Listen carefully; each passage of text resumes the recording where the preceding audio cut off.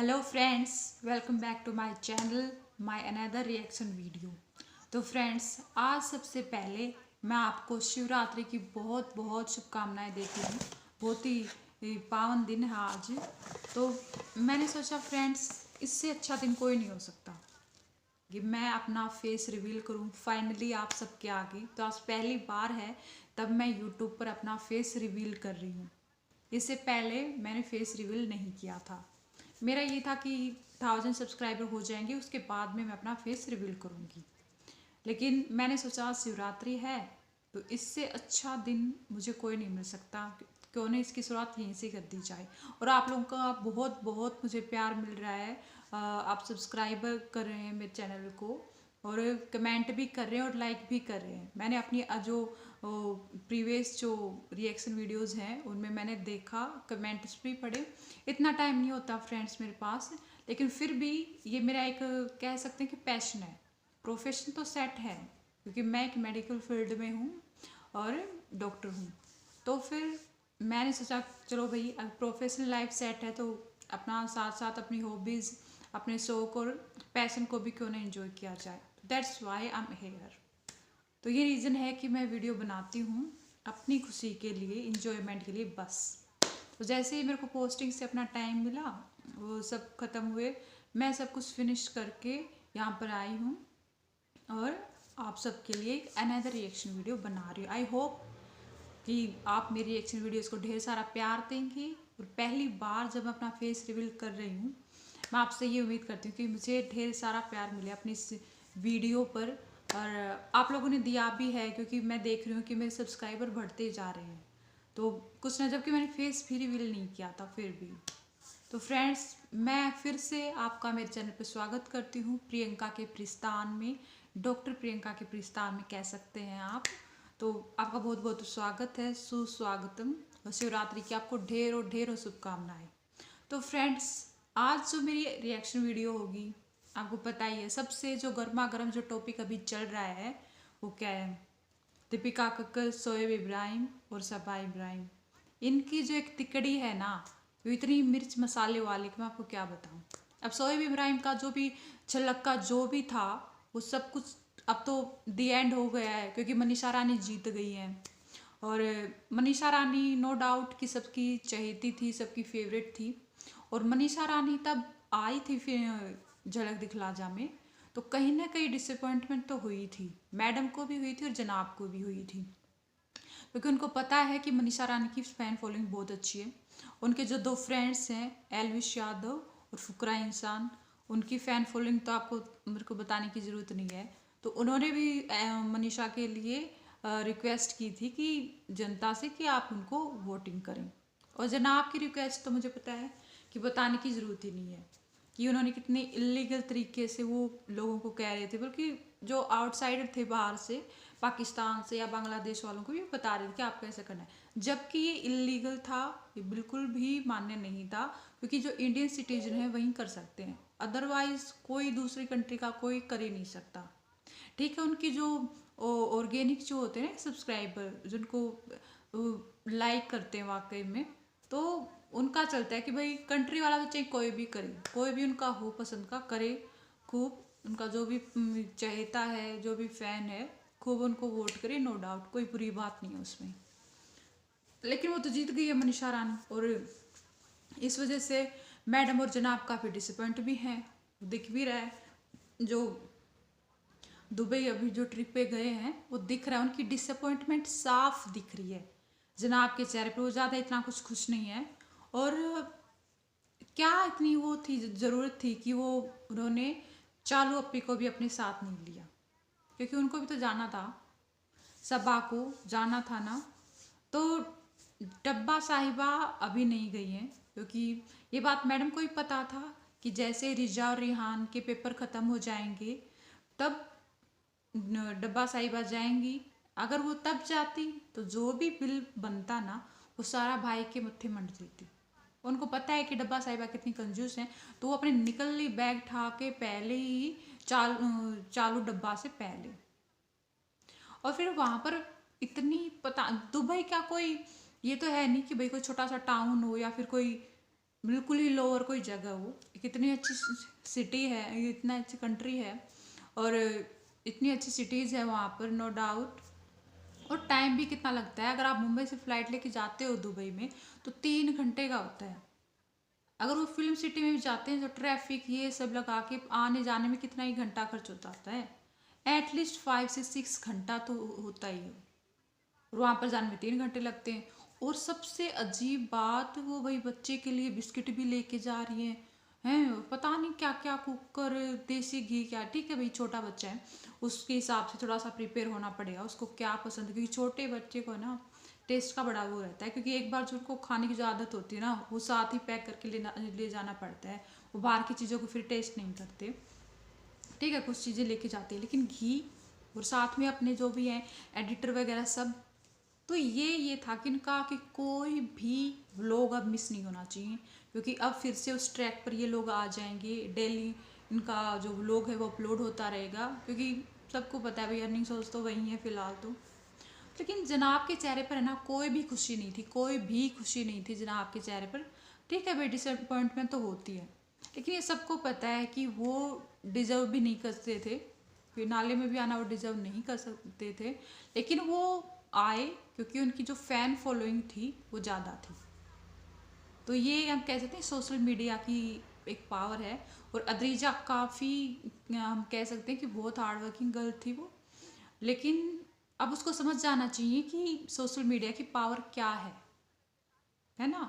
और उस पर भी उसको फोकस करना चाहिए, क्योंकि मनीषा रानी जीती है ना, मेन पार्ट क्या है, सोशल मीडिया की पावर, कि वो बहुत एक्टिव है, लोगों के बहुत पसंदीदा है, सबकी है, तो वो जीत गई।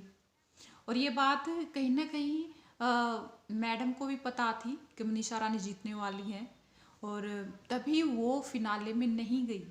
इतने भर भर के पतीले बिरयानी की पहुंचाने वाली जो हर दिन चली जाती थी सेट पर, लेकिन वो फिनाले में नहीं जाती है।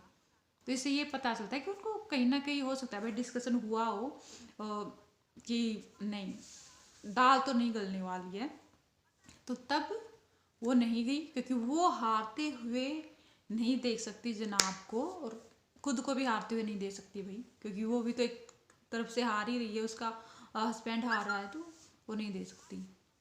तो मनीषा रानी तो वही बाजी मार गई, और कहीं ना कहीं ये पता ही था सबको कि मनीषा रानी जीतेगी। और तब जनाब जब भी डांस करते तब भी ये कहते ये ऊपर वाले की मर्जी, ऊपर वाले की मर्जी। नहीं भाई, आई थिंक मैंने सुना है कि मुस्लिम में से नाचना गाना थोड़ा सा हराम हराम माना जाता है, अच्छा नहीं माना जाता। आप बताना मेरे को अगर मैं सही हूँ या गलत हूँ। आपको जो भी लगे कि कुछ मिस्टेक, कुछ करेक्ट करने, कुछ पॉइंट छूट गए हैं, तो आप नीचे कमेंट में ज़रूर लिख देना, ज़रूर लिख देना आप। और यही है बस, कुछ ना कुछ अगर कोई मिस्टेक हो वो भी पॉइंट ज़रूर बताना। तो अब वो दुबई गई है, लेकिन कोई एक्साइटमेंट नहीं है, कोई हैप्पीनेस उनके मूड पे कोई है ही नहीं। और मैंने एक चीज़ नोटिस की, दीपिका एक टाइम पर कितनी अच्छी एक्ट्रेस हुआ करती थी, कितनी वेल ड्रेसअप रहती थी ये, और अब घंटों बच्चे को गोदी में बैठकर वैसे बैठी हैं जैसे उन्हें कोई पूछ नहीं रहा। जनाब अपने घूम रहे हैं, जनाब अपने घूम रहे हैं, उन्होंने ऐसा लगता है बालों की कंघी भी नहीं की भाई। थोड़ा आप इतने अच्छे डिजाइनर सूट हैं, इतने आप शॉपिंग करते हैं, मुझे तो ये समझ में नहीं आता वो इतनी शॉपिंग करते हैं, वो जाता क्या है, वो कपड़ा, वो सूट, वो एलवी के बैग्स कहाँ जाते हैं भाई, वो खुद के लिए यूज़ नहीं होती, कहाँ जाते हैं। तो पता नहीं ये क्या ही है, रिलीवेंट रहने के लिए या डाउन टू अर्थ अपनी जो ऑर्गेनिक ऑडियंस उनको दिखाने के लिए कि भाई मैं तो इतनी सिंपल हूँ, इतना सब कुछ होने के बाद में तो सिंपल ही रहती हूँ। देखो तो सेट करते हैं लोगों के माइंड में, वो वाली बात है। जैसे एक बार चालू अप्पी ने जो डब्बा साहिबा है उन्होंने दिखा दिया था, मतलब बिना बोले वो बता देती, ये एक उनकी बहुत अच्छी क्वालिटी है कि देखो जो अम्मी है वो दीपिका की हेल्प करती हैं, लेकिन दीपिका हेल्प नहीं लेती। जो खाला वगैरह हैं तो वो भी उनको हेल्प करने के लिए पूछती हैं, लेकिन वो करने ही नहीं देती, ताकि लोगों को ये दिखाए कि भाई सारा काम मैं ही करती हूँ, मैं ही बहुत महान हूँ। लेकिन ऐसा नहीं है। तो ये चालू अप्पी ने पोल खोल दी थी भाई, और ये दिखता है कि वो बिना बोले सब कुछ बोल देती हैं, ये है उनमें टैलेंट है। तो अब दिमाग भी उनका काफ़ी हाई होता जा रहा है, स्पेशली शादी के बाद तो और भी ज़्यादा। उनका बिजनेस माइंड भी काफ़ी चल रहा है। जिस हिसाब से उन्होंने प्लॉट लिया है मोधा में, फिर उन्होंने जो फ्लैट लिया है जो 17 माले पर है, तो वो भी, और अब रेस्टोरेंट भी काफ़ी काम चल रहा है, ताकि सनी को कोई निठल्ला ना कहे। मेन रीज़न तो यही है, क्योंकि आप पता ही है आप सबको, ताकि क्योंकि पति पर बार बार ऐसे लगते हैं ना आरोप, ये तो कुछ नहीं करता, कुछ नहीं कमाता धमाता तो कुछ है नहीं, तो वही बात है। तो भैया मैडम के अपने बैग उठा के चल पड़ी हैं दुबई, बिना डब्बा साहिबा के, बताती हूँ एक नंबर की कंजूस है, अपने पहले ही निकल लो, तो वो अपने चली गई। अब वहाँ पर भी जो एडिटर वगैरह वो भी साथ साथ हैं, सब एक ही जगह ठहरे हुए हैं, तो वो भी अच्छी बात नहीं है। एक बता रही हूँ मैं मुस्लिम के हिसाब से कि आपको अलग अलग रूम में पार्टिसिपेट कैसे करना चाहिए। पता नहीं उनका क्या ही है, कैसे रूम अरेंज किया, आई डोंट नो, जिसको समझ में नहीं आया। तो ब्लॉग टाइम पर आने चाहिए, इस बात का उन्होंने पक्का ध्यान रखा है। और ये हमेशा दुबई जाते हैं, हमेशा दुबई जाते हैं। और जगह भी हैं, स्विट्ज़रलैंड है, लंदन है, कभी और जगह भी जाएं भाई, रुपया पैसा है ना, तो कभी और जगह भी जाओ, एक ही जगह दुबई दुबई, और जगह भी एक्सप्लोर करो। और वहीं शॉपिंग, कपड़ा, बर्तन, वो सब तो मुंबई में ही होता है, वही शॉपिंग, वही सब मतलब एक ही लय में चल रहे हैं बिल्कुल। थोड़ा और जगह एक्सप्लोर करो, मैं तो यही कहूँगी इनको कि और कंट्रीज़ में भी जाओ और घूमो, और ये कपड़े लत्ते को छोड़कर कुछ और परचेज करो, कुछ लाइफ में कुछ नया लेके आओ। तो क्या कहने हमारे दीपिका मैडम के, तो पर ठीक है, अब उनको ये ना, और सबसे इम्पोर्टेंट बात, अब है ना उनको अपनी वो क्या नैनी नैनी कहूँ क्या मम्मी कहूँ, मेरे को समझ में नहीं आ रहा, क्योंकि वही संभालती थी बच्चे को। अब वो कभी खिचड़ी का डब्बा भूल रही हैं, कभी कुछ भूल रही हैं, है ना, खुद घंटे बच्चों को लेके बैठी हुई हैं, लेकिन जनाब ऐसे घूम रहे हैं, उन्होंने बच्चों को कुछ नहीं, बिल्कुल भी नहीं लिया। तो उनको समझ में आ गया कि उनकी कीमत क्या है, ऐसी गलती तो फिर नहीं करेंगे। अगर वो जा रही हैं तो अपनी मदर को साथ लेकर ही आएंगे, क्योंकि बच्चे को भी संभालना पड़ता है, तो वो कौन संभालेगा, उसकी केयर कौन करेगा। तो आई होप कि इस ट्रिप के दौरान उनको उनकी वैल्यू समझ में आ गई हो। तो फ्रेंड्स, यही था मेरा अब तक का जो रिएक्शन वीडियो। तो जो मैंने आपको रिएक्शन दिया है, तो कोई अगर मिस्टेक हो गई हो या फिर कोई पॉइंट छूट गए हों, तो फिर वो आप ज़रूर कमेंट में लिखें, कोई मिस्टेक हुई हो तो वो भी बताएं।